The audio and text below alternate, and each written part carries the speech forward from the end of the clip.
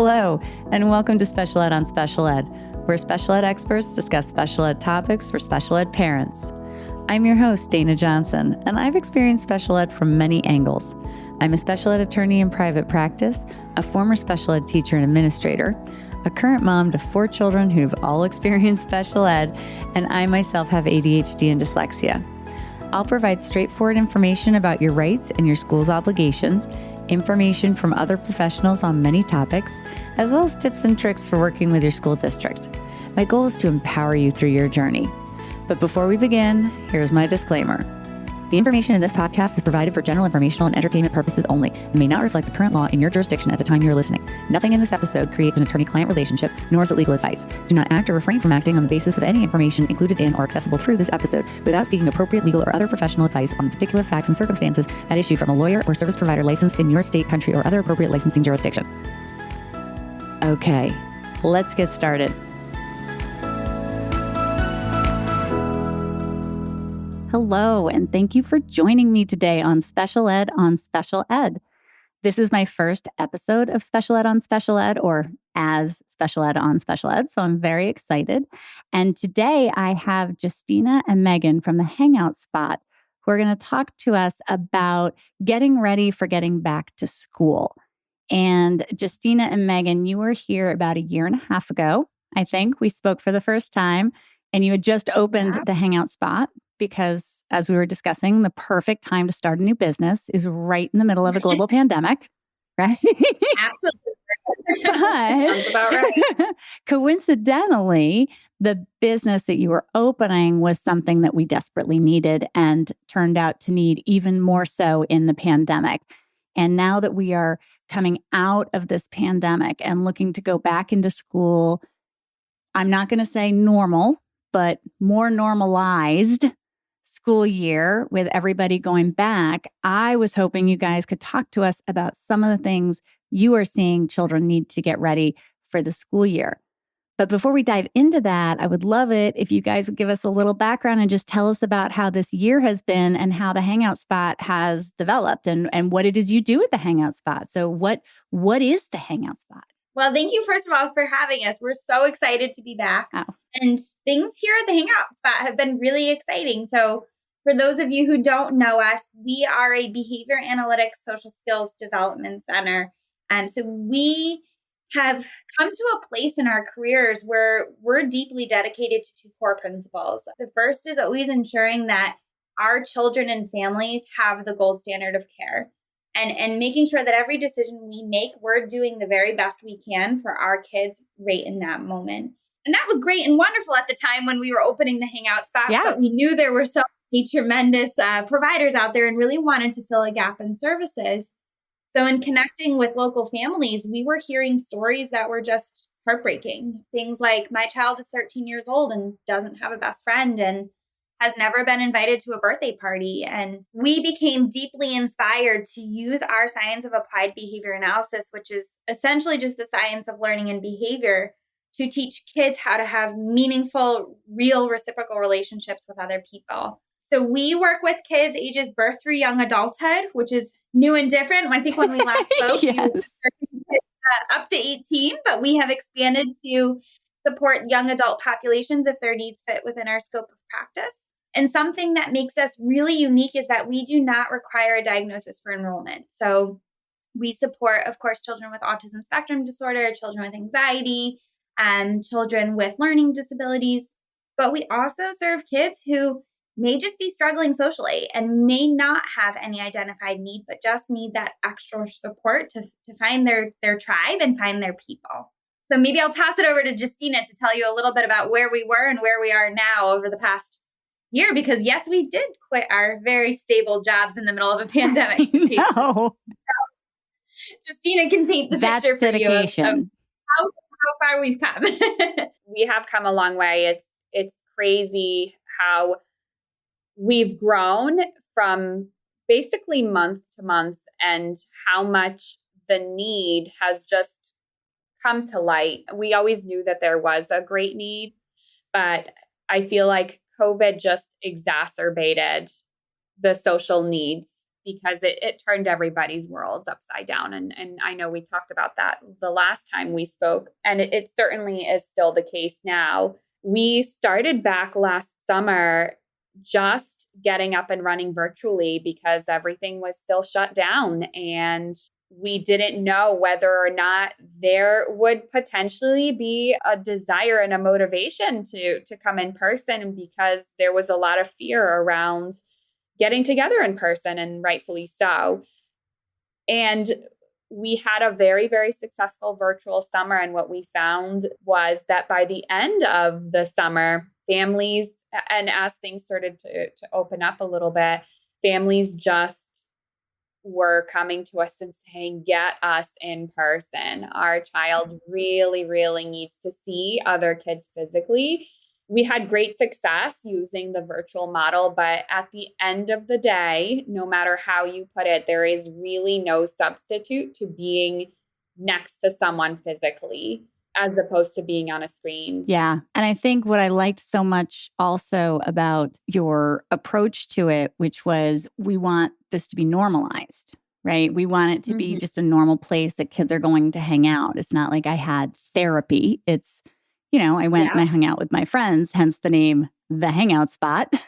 Yeah. Our big motivation in branding and in thinking about what we wanted the Hangout Spot to be was to develop a place that was stigma-free, right? Because at the end of the day, here I am, I'm a 30-year-old adult, and there are definitely things that I can do better in terms of how I relate to other people. In fact, Justyna and I have these conversations on a weekly basis about all the things we personally want to do better as the people who teach social skills, right?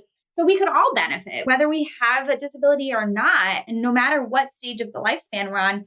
So the name, the Hangout Spot, was intended to be a place that kids could be proud to say they're going. And certainly for children who have bad social experiences or a history of failures in regards to interactions with their peers, initially that can be hard and that can be frustrating.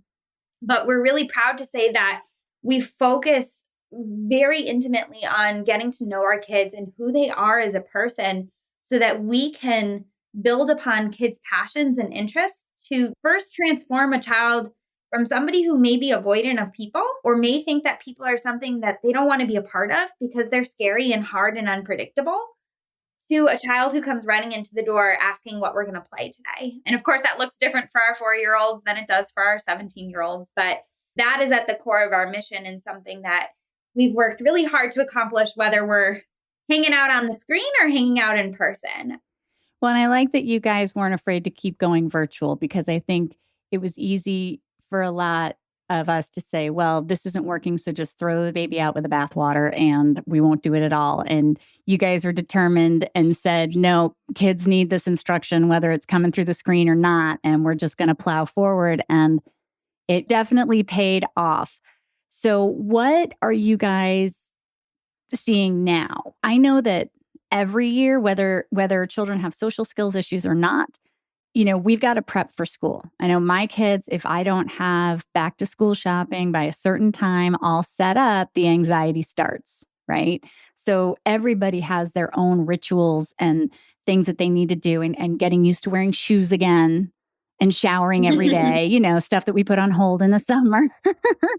So, but what other kinds of things? Because we're coming off of this COVID world and, we can't pretend it didn't happen, right? We can't pretend that we didn't just have a whole year and a half of being completely and totally isolated. So what are you finding? Because last time I spoke to you, we were literally talking about teaching children to put masks on their face, like just getting it on their face. So I believe we're past that now. For the most part. Yeah. But what are we seeing now? What are we seeing that are typical back to school things, but maybe that are accentuated or more so now? Yeah, that's a really great question. So one of the biggest differences and something to prepare kids for, in addition to, the typical things that we encounter from year to year, is starting to talk about the school year and how it's going to be different and how things may change, because as much as we've been very, very fortunate to have regulations relaxed because more people have gotten the vaccine and people are more comfortable and able to go in person and meet up in person in some instances without masks. The reality is, and I think the announcement was made by the governor, right, Meghan, was it the governor or the CDC, by the CDC, that the recommendation for school in the new year was that kids would have to be masked again, right? So how do we go from a situation where we were in school, hybrid, virtual, then fully in person, wearing masks, then going through a summer where we weren't wearing masks, now going back to school, potentially full-time, but wearing masks again. So this idea of teaching kids how to make that discrimination. I'm sorry, I'm laughing. It's just, it's like a lot listening to it. It seems like almost more than what we did. I don't know if that makes any sense at all, but it's like suddenly it sounds even worse. Yeah. Well, that happens when you articulate it out loud, right? It's confusing, right? I mean, it's confusing to us. And, we're at a state right now where with this new variant, I just remember going into stores most recently and majority of people are masking again, right? So how do we teach our kids to discriminate when it's okay and safe not to mask and when they should be masking, and getting them used to potentially the idea of being back in school fully masked, right? Yeah. Do you have anything? I think thinking about that, Dana, one of the things to bring it real life, right? This is particularly relevant for our kids who are a little bit older, right? Our middle schoolers and high schoolers, and we see it all the time. So we have children who are eligible for the vaccine, some who've gotten it, some who haven't, right?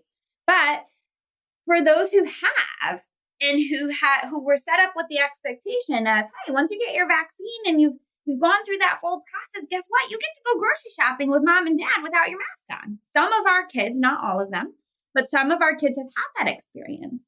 And so for kids for whom wearing that mask is uncomfortable or limits their ability to communicate or presents other barriers, to then feel like they went through that process and got to the end, the reward of going to the grocery store without it on, and then having to say, sorry, bud, you went through that process, but unfortunately, you're going to have to wear it again. We see the outcome of that, or the byproduct of that. I don't know if that's the right word, the impact of that coming out in the way our kids are talking to us. So we are seeing our middle schoolers and our high schoolers come in and ask questions. Do I still have to wear this thing? Why do I have to wear this thing? That's interesting. And I think it is. It's confusing. Yeah, it is confusing. And that's funny you say that, because I was thinking about that with my children. I have a couple kids who are a little concrete. And if you tell them something's going to go a certain way and it doesn't go that way, I'm a liar. And it just adds a whole other level to the activity, because now I've lost their trust. And I know that sounds, to some parents that might sound silly, but if you are a parent of a child for whom that actually makes a huge difference in your day-to-day activities, then you know what I'm saying. And, once my kid is like, you told me it was going to go some way, it didn't go that way, I'm not going to trust you again. So now it just doesn't matter if I wear my mask or not. So I definitely get that component. Are you finding that kids are excited about going back to school full time? What are you hearing from your children? Because I have a mix. I have kids who were like, I don't care if it's the bubonic plague, I'm getting out there to see my friends. And then I have other kids who are like, yeah, no, I'm good right here. Never leaving my room again. We've been thinking a lot about what we've been referencing as the continuum of impact. So the continuum of impact for us is at the least intense end, right? We have kids who had to learn a whole new social rule book and also a school rule book, right? So a whole new way of what school looked like. That's a really good way of putting it. A whole new social rule book. Yeah. The playbook changed completely. Yeah. And it continues to change. It changes 6 times a day if you look at the news, right? So It's a frequently changing rule book. So we have kids who really didn't have that many barriers and had some pretty typical development who had to learn a whole new set of rules and keep having to learn a new set of rules. Then we have kids who had barriers to start, and learning was a process to start, and learning required repetition and practice and a lot of effort to get those rules down, right? And then you're in a situation where you took the rule book out and you threw it out the window, and they had these barriers and they had to learn new rules. Then I think at the most extreme end, what we're seeing, and that's incredibly sad, is kids who have learned that people are something to be afraid of, because people can make you sick and getting sick can make you die. And so that conditioning process has taught some of our learners that people are scary, school is scary, and that is not somewhere I want to go. And so I think there's this, and Justyna, jump in here, but I think we're seeing this, right? So we have some kids who are literally running in here, like so excited to see their friends. And we've been talking about back to school since I don't know, last September, right? So, and that's been really exciting. We have some kids who, I actually was telling Justyna this story this morning. We had a child who found out that somebody had COVID a really, really long time ago and couldn't make that understanding that was a long time ago and she's safe. She's a safe friend now, right? And she was instantly terrified that she was in the same room as that person. And that's hard. Well, I got the alert that our COVID numbers went up and I had a total PTSD flashback suddenly. I was like, whoa. And so I can only imagine and we forget that kids simplify all that confusing information that we give them. And I hadn't boiled it down to that. People are scary. They can make me sick. Yeah. That's a very simple, they just boil down that message to its essence. And that's what they're learning. People are scary. Mm-hmm. And we don't know what to expect from them because we don't know, are you vaccinated? Are you not? Does it matter? And now with all this new information about a new strain that's freaking everybody out. Mm-hmm. And it's like that invisible thing. You don't know if it's there.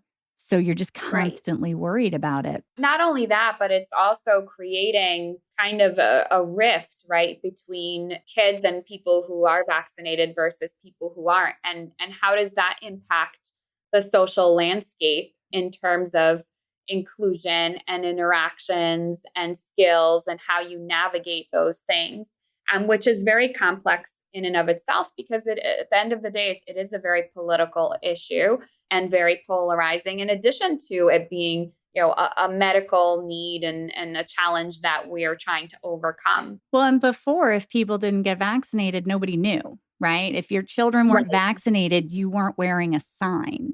And now saying if you're not vaccinated, you don't have to wear a mask. Don't we all know what happens with peer pressure and kids? I don't know. I have a couple kids. I've seen what happens. They don't want to admit that something's going on, or they don't want to say they're sick, or they don't want to say they're not sick. Mm-hmm. They don't want to be different. So they're going to do what their friends are doing regardless. I think it provides us with a unique opportunity, though, to, in so many ways the pandemic has, right? But this unique opportunity to teach the idea of respecting other people's opinions and respecting other people's choices. And how do you navigate those conversations? I have to tell you, we have some teenage boys over here at the Hangout Spot who navigate these conversations in the most kind and respectful way that I haven't seen adults do very often, right? And so I think the first time I ever saw them do it, right? One is vaccinated, one is not. They're very open about it. They got into this whole political discussion about the why, and each had very, very personal, moving reasons and stories of why. And they sat at the table like two adults who had a full life's worth of experience and mutually respected each other's opinions.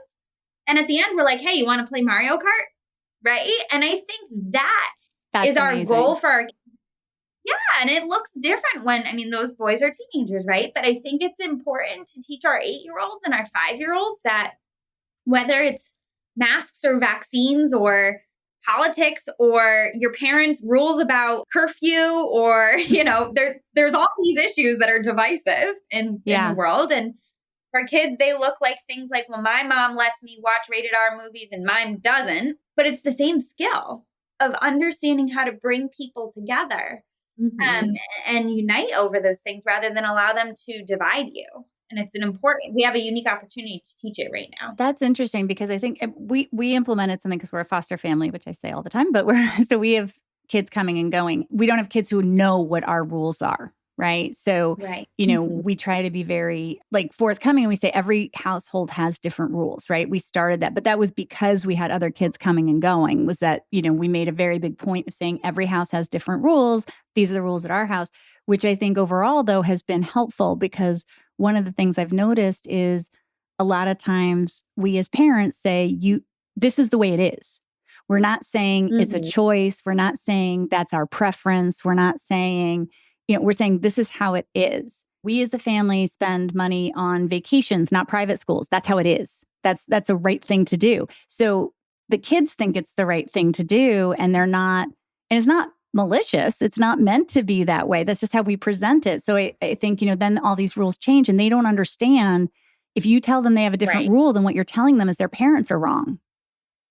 Right. And they don't want to hear that either. So it's so much more complicated than just putting on your mask and, all of these layers that we're unpeeling or whatever it is you do with an onion. So, it's crazy.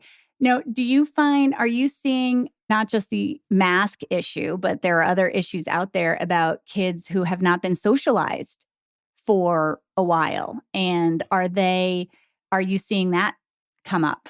Yeah. So again, it's a spectrum, right? So we have some kids who had pods back in March and they've been seeing kids the whole time within their pod. We have some kids who have not seen another child their age for over a year. When we see that, we see a variety of different. That's crazy. Yeah. We had a few new friends this season who really hadn't had access to other children since March, right? A lot of things to think about because I want to think about here, what do you do in that situation? If that's your kid, right? What do you do?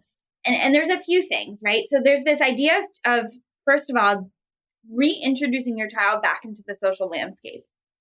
So you have to understand where your child is on that continuum. If your child is afraid, you need to go through the slow and supportive process of giving them access to people again and teaching them that nothing bad happened when they were around other people.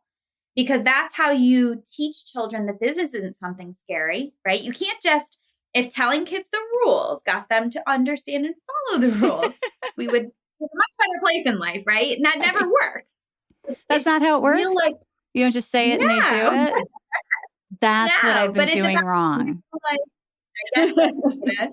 It's the real life practice opportunity. So if your child is afraid of people or hasn't been around other people, and they're going to be expected to go back to school in person 5 days a week, there needs to be a transition from nothing to everything, right? It might look like you starting to go to the park, maybe for 15 minutes, then you go for 30 minutes, then you're going to go somewhere it's a little bit more crowded, like, I don't know, the community pool, I'm making things up, right? And then it's going to go to something a little more crowded, like an amusement park. That would be a very bizarre progression, but you get the idea of how you would slowly and systematically reintroduce your child to that experience. Because I think for kids who haven't had that, that's going to be tough. And I think there's this element of increasing their access to people and increasing their exposure to people slowly and systematically. But there's also this process of moving away from what they were doing before. And for some of our kids, that might be things like playing video games all day or being on their phone all day, right? Mm-hmm. Or having free access to all of their favorite independent leisure activities. And so while there's also this element of getting comfortable with people again, there's this element of, if that's what I've been doing for a year and had free access to, I got to learn how to feel okay when I don't have free access to those things all the time. So are devices an issue? Like, are you seeing that as an issue? Like devices and screen time? Yeah, I think so for sure. I think we're seeing kids who are, and not for nothing, but technology is a way that our teenagers, and I would starting to now think our pre-teenagers too, it's their primary mode of communication. Yeah. Right.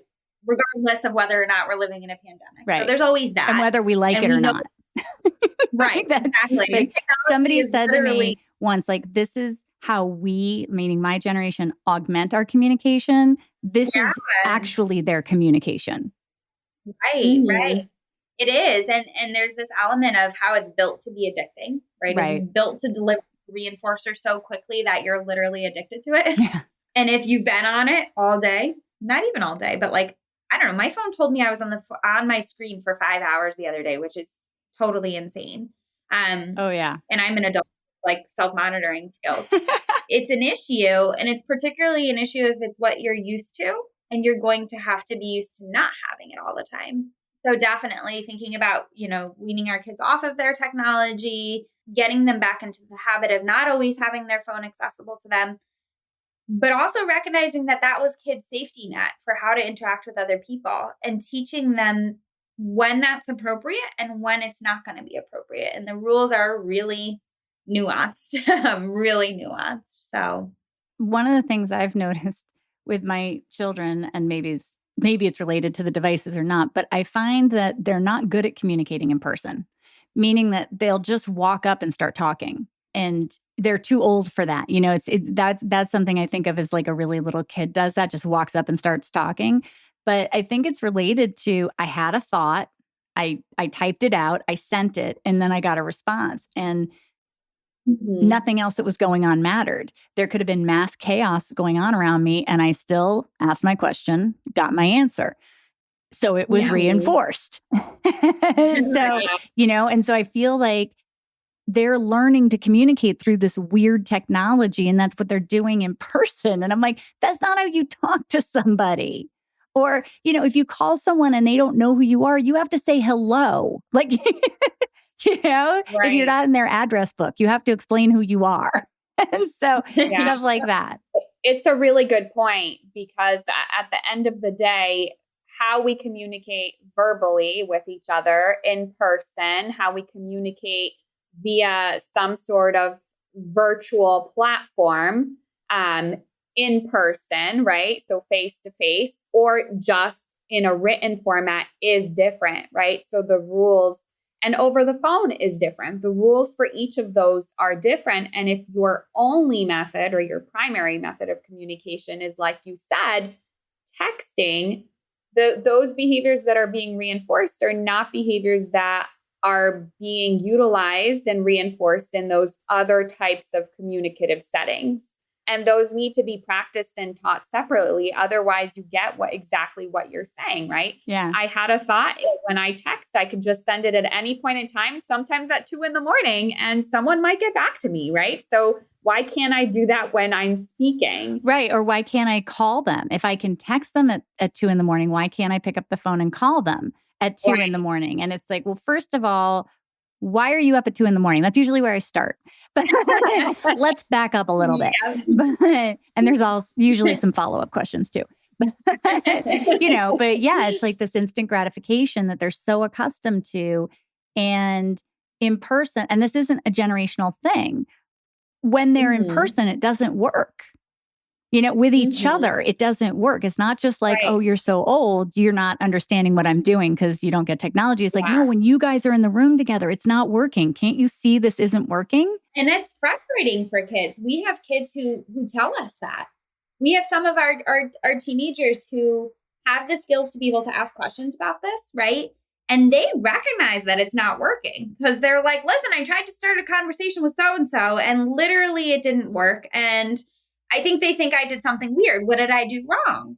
And it is so interesting because they're having the experience of, here's the skills I was taught. I applied them. It didn't work. Right. What do I do? Right. And so giving them resources for what can you do? Our favorite curriculum in this realm is called Peers. You can buy it on Amazon. It's written specifically for children on the autism spectrum, but the skills within it and the teaching strategies within it are relevant for literally all human beings everywhere. And it's really great because it literally outlines for you how to make a phone call, how to text, how to, I don't even know what else is in there. Emailing, right, Justyna? And end the conversation, find common interests. Yeah.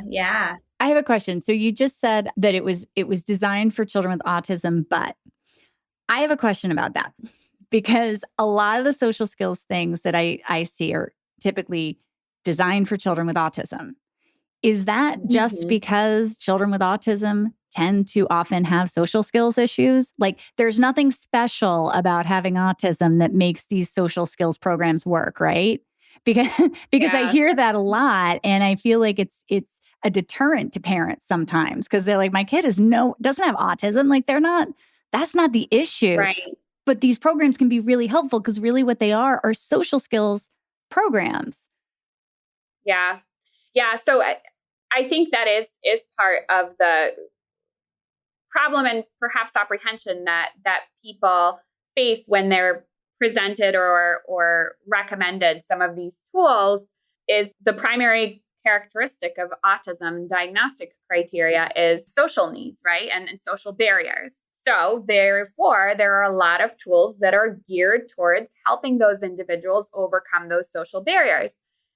What is not really thought of and talked about very often is that we are all social beings, right? And we all have some sort of social barrier, right?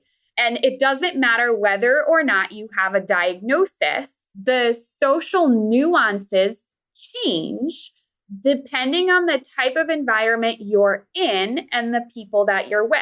So there's cultural barriers, right? You could be very fluent in all the social nuances here in the States, but if you were to go to China or Russia or another country, they have different cultures.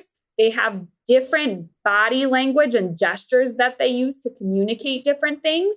And if you don't understand those and are fluent in those, then you're going to struggle socially, right? So social barriers are something that everybody encounters at some point in their life or throughout their life, and we can all get better in those areas. And I think what needs to happen is more conversations around the idea and this thought that social skills are relevant for everyone, right? And that these tools are relevant for everyone, and that it's equally important, if not more important, than academics, because at the end of the day, you can be a brilliant reader, brilliant writer, fantastic at math. If you cannot relate to other people in a successful way, all of that knowledge is useless, right? It's if you can't share it with anyone, then who is it benefiting? Right. And how is it benefiting you? Right. Right. So I think it's a larger conversation and something that we have to advocate for sure. Well, and if you think about how the top 3 reasons that adults with disabilities can't be employed is over-sexualization or behavior, over-sexualized behavior, but then hygiene and eating habits, right? Mm-hmm. That has nothing to do with my ability to be a lawyer, my eating habits, right? But if I'm in a mediation with a set of parents and I'm eating in a way that is not appealing to them, they're not going to want to deal with me again. And it sounds so simple, but you think about, like, why do we yell at our kids to have good manners? Because we want them to set a good impression. And so because that matters and people judge us on it, whether that's right or not, they do. And I always find that for me, I want my kids to understand that concept. It's okay if you don't want to behave that way, but you need to understand how other people are interpreting it. Because if you don't, then you won't understand why you're having difficulty. And if you've decided it's worth it, that you want to behave that way because that's worth it to you, then that's a different question. Right. But I think another thing that I think a lot about when I think about these curricula that are, they have taglines on them, right? For students with autism or for individuals with autism. We often hear that a lot about applied behavior analysis too. And I think that's an equally important point, is our field and our science has been largely pigeonholed into the autism community, largely because it's one of the most effective interventions to support individuals with autism, right? But the part that often gets misinterpreted or lost in communication is that the science is just the science of learning and behavior. And it doesn't matter if you're an 85-year-old adult with dementia, if you're a 30-year-old college student with no diagnosis, if you are a an 8-year-old with autism, or if you're a 2-year-old who might have a developmental delay. It literally doesn't matter, because the same principles of human behavior exist for all living beings. Actually, not even just people, right? So really interesting is we often get questions from families about this idea of, well, we're going through the evaluation process, and if my kid gets this label, does that change what we're doing? And does that change what we're talking about? And the reality of the situation is that the principles are effective no matter what your diagnosis is, or if you even have one. And that information is really great to have, because it helps us better understand the profile and the things that we should be looking for. But the learning process is the learning process. So what's great about these tools is that if you use them in accordance with the science of ABA, the learning principles are the learning principles, and they're helpful to all of us, not just individuals on the autism spectrum. So that's another thing. Yeah, it sounds like for children with autism, it is much more difficult to teach them these skills. So what we're saying is these programs do work for them. That's the piece. But that means that they also work for a broad variety of populations. It's just that not every social skills program may work for a child with autism for a variety of reasons, right?